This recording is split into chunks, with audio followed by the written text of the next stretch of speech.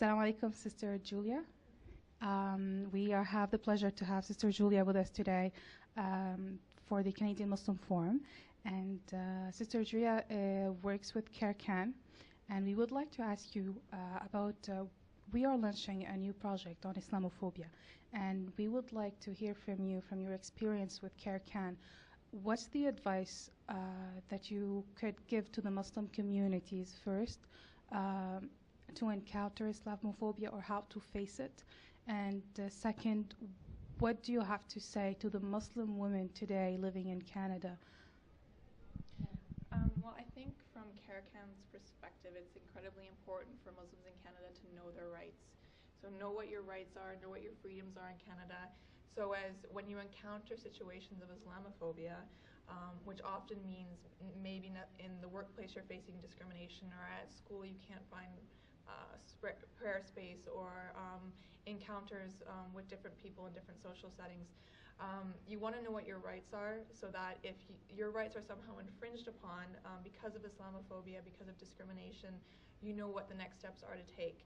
And one of the things that CAIRCAN does is that we intake discrimination complaints from the Muslim community, and we offer them advice.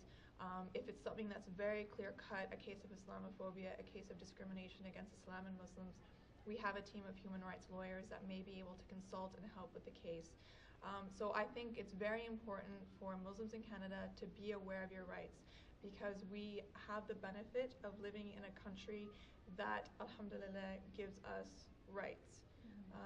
So there's no reason. Islamophobia is real, and as Muslims we need to be fighting racism in all its forms, whether it's Islamophobia, whether it's anti-Semitism, whether it's against any race of any kind, and we have the tools in Canada to fight these things.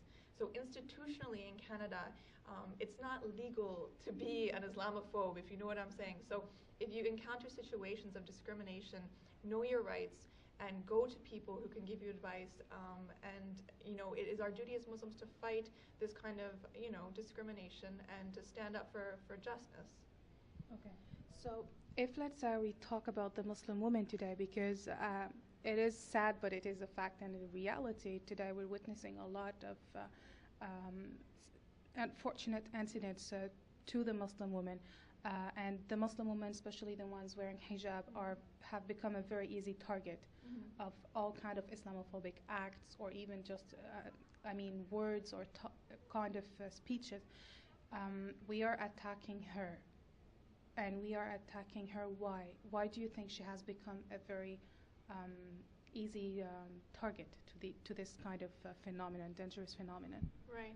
Well, I think Muslim women are in a lot of ways the flag bearers of Islam in Canada and in a lot of Western countries, because we are quite visibly different in the sense that many but not all Muslim women in Canada wear hijab, and this is often a visual marker for many people that you are Muslim.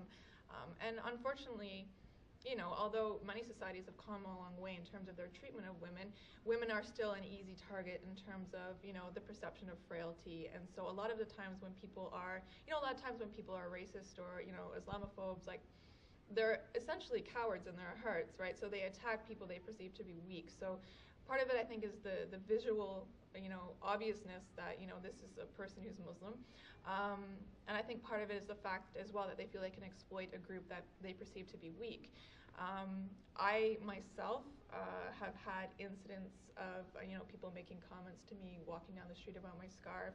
I've actually had a physical assault in walking down the street in Ottawa based on the fact that I was wearing my hijab. So it is a problem, but I would also want to add, honestly, that there is anti-women sentiments within the Muslim community, and in a lot of ways women have to be empowering themselves, not only within the larger Canadian society but within the Muslim community, because unfortunately there are still a lot of struggles that Muslim women face, and these are real, and we need to own up to them and empower ourselves again within the Muslim community and in the Canadian society in general. And if I may ask, what have you personally done once you have faced, let's say, the last thing you mentioned, physical incident because of you are a Muslim woman? Right.